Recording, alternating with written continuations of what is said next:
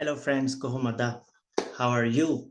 And I have missed you, my Sri Lankan fans. It's been a while. It's been a while that you have beaten the West Indies at home, and now it's time for New Zealand tour of Sri Lanka. One thing that I'm scared of is Mitchell Santner is coming as the captain. He is seriously phenomenal, and what a tussle it will be.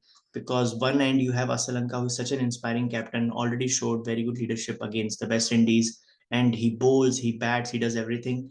And on the other end, that's the same thing Mitchell Santner does. He provides a very good balance to the New Zealand side with his batting, bowling, and fielding skills. And now it will be interesting to see how he does the leadership aspect of this. It is going to be a very short series. We all know we are looking forward to the test series in South Africa more than this. But at the time being, this is time to get entertained and let's talk about this short format series. Only going to be 5 matches, two T20Is, and then followed by three ODI matches. And it is going to be very fast series. This weekend will conclude the T20I series, Saturday and Sunday back to back 2 matches at Dambula, and we're very excited to cover this for you. So let's go through the quick history and the features, the squads. That's what we'll be discussing today. So if I share my screen with you guys, this is the New Zealand versus Sri Lanka T20I series coming. Very mouth-watering series this one is going to be because of couple of reasons. These two teams are very good. They have a lot of all-rounders, very good spin talent. So that is one thing that will be making it close. Also, let's look at the head-to-head record. So New Zealand is currently ahead because they have won 13 T20I matches and Sri Lanka have won 9. Also, the last two bilateral series between these two, New Zealand have actually beaten Sri Lanka 2-1. So this is a good chance for Sri Lanka to take revenge from them because Sri Lanka has shown some very inspiring performance at home. They've beaten India in the ODI series. They've beaten West Indies convincingly in both the ODIs and the T20. So it is time to shine at home and show New Zealand their worth. Also, please take revenge, India's revenge from New Zealand. So please go beat them. So both the T20 matches, Saturday and Sunday, are going to be in Dambula. And if you look at the average score here, is going to be 176. But this can vary a bit based on if you're going to play the if you're going to play spinning track or you're going to play on a batting track. Sri Lanka, I think, should try to do a mix, not a perfect spinning track because New Zealand also has Santner and Sodi, but also you want to prepare for the coming T20 World Cup. So you want to give your batters enough chance. You want to give your seam bowlers a chance, and that's why it should not be a perfectly bowling condition pitch. I think it should be a mix. Like maybe one T20 we can see more bowling dominated, but other one should also have plenty of runs to be scored. Because the T20 World Cup is only in another 15 months. So this is also very key time to prepare. And as Captain Asalanka has said, they want to be the top three sides in the world. So top three sides need to bat longer. And let me tell you this: Sri Lankan batting will be tested. Although West Indies, with their poor bowling attack, could not really test them, and the top order of Sri Lankan blew them away. But this time, New Zealand will penetrate through your middle order, and that's where the batting will be very key. So, like I said, Saturday and Sunday back to back 2 matches, and the 7 p.m. local time for me in Texas, it will be in the morning. But let's look at that last series that New Zealand played here in Sri Lanka, and you will be remembering this, guys. This was a very fascinating one. Surprisingly, New Zealand won the first 2 matches, and then Sri Lanka came up with the third match. A quick guess: who was the man of the match in that last match? Yes, the legend Lasith Malinga. He took 4 in 4. So what a spell that was, and he got all the big guns. And I remember Ross Taylor was playing that series. So Lasith Malinga, absolutely phenomenal. 4 overs, 6 runs, and 5 wickets in that match. Won the consolation match for Sri Lanka, but New Zealand still won that series 2-1. And this was way back in 2019, though. Santner was still playing. And in the final match, he also bowled really well. He had figures of 12 for 3 in his 4 overs. So Santner will be very handy in these conditions. But this was a quick look back in the last home series Sri Lanka and New Zealand played together. Now let's come back to the current cricket. We have already seen the fixtures. And I have these two gentlemen because according to me, it is going to be fire between these two. These two are the best players from their respective teams as well. Asalanka controls the Sri Lankan game when he's batting, and Santner controls the bowling innings of New Zealand when he's bowling. So I think Sri Lanka won't try to change much from their winning combination against West Indies. But let's take a quick look in the predicted 11. So I think they will play the pretty much the same team that they fielded against the West Indies in just like a month ago. They'll open with obviously Pathum Nissanka, who is one of the best batters around in the world. We have seen what he did in England. Kusal Mendes. Fun fact, guys. In 2024, Kusal Mendes has scored the most runs in international cricket. No one has scored more runs than him because he plays all format and he takes a lot of responsibility. And it is good to see that he was coming back in form against the Windies. Kushal Pereira also played a very good 50 in one of the innings there, but he is a hot and cold player.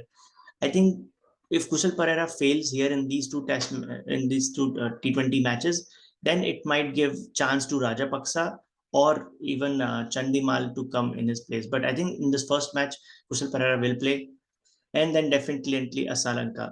I know it might be a good position for also Rajapaksa, but I think Asalanka with his current form should play that number 4 spot. And then the Commando Mendes, how handy he is with the bat and the ball. And we've also seen his T20 gear in the last series. So Commando Mendes will be the number 5. And then again, I don't agree with this, but this is what Sri Lankans were doing. They were playing Rajapaksa at 6, but I don't think there is that's a place for a player like Rajapaksa. He's a very impact player in T20. I think he either should be playing in the top order, but again, we don't have a space there. And then Sri Lanka should just be brave, play an extra bowler or someone, extra all rounder in place of Rajapaksa, because you have Hasaranga, Vela Lage, you have so many good all rounders. Then maybe Rajapaksa, there is no need for Rajapaksa.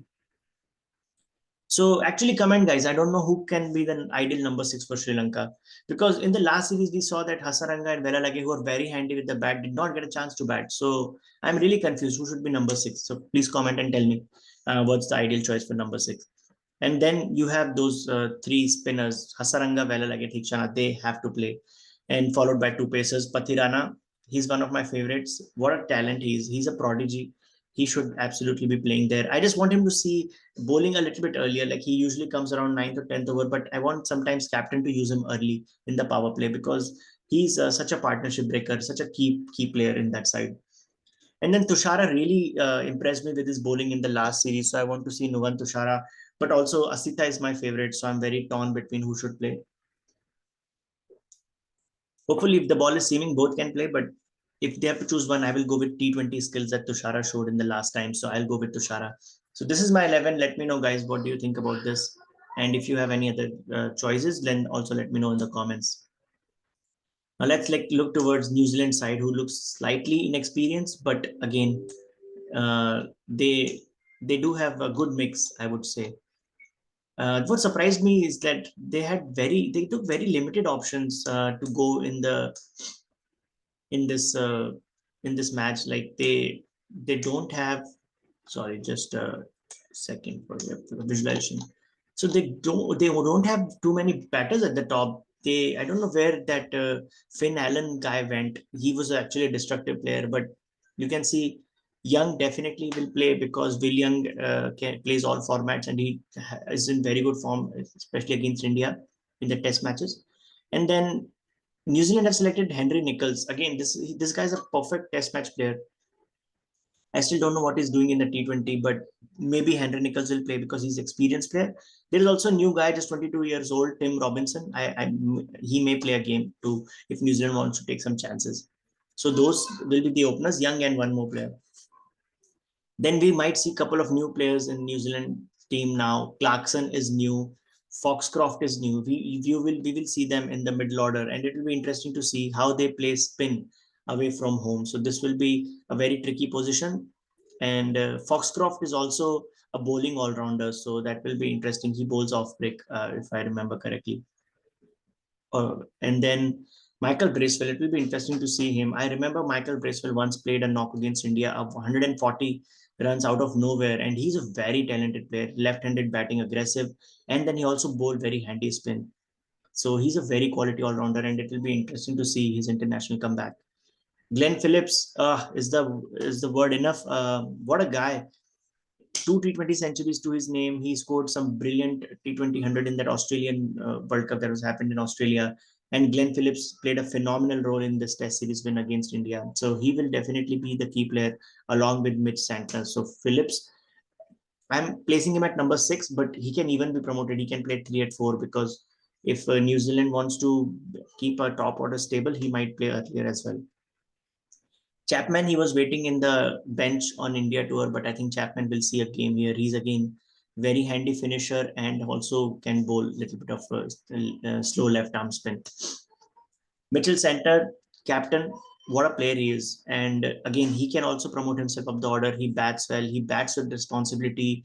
And in the bowling, he does not give anything away. He's super tight and he has a knack of picking wickets. Ferguson will be a very good guy to have in the bowling because he's so quick and he plays IPL and he plays all the competitive cricket in the world, has lots of experience.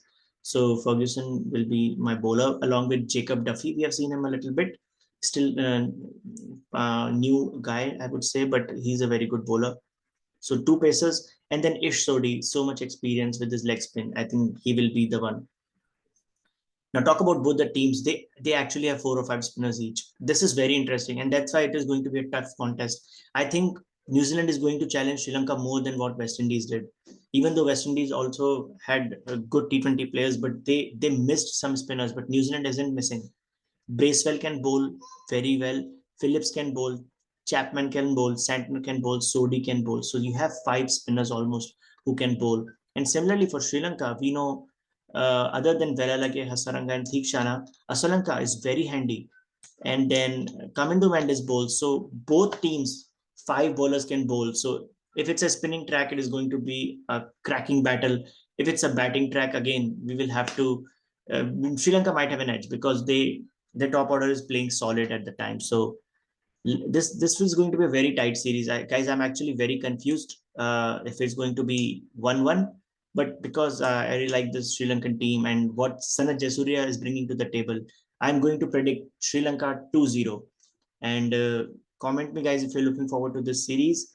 And also, we will have a video soon to discuss about the South Africa tour. I've heard that the players are traveling early for that South Africa Test series. Very crucial 2-match Test series coming in, and Sri Lanka would look to win at least one of the match there to keep their chances alive and also dent South Africa's chances to qualify for the World Test Championship. But more on that later. For now, Saturday and Sunday, it is going to be an exciting weekend. Sri Lanka versus New Zealand at Dambulla, and you guys have to come back here to Cricket Caviar to watch the post-match analysis. So thank you guys, and I'm looking forward to this series. Looking forward to see your comments, and let's go from there.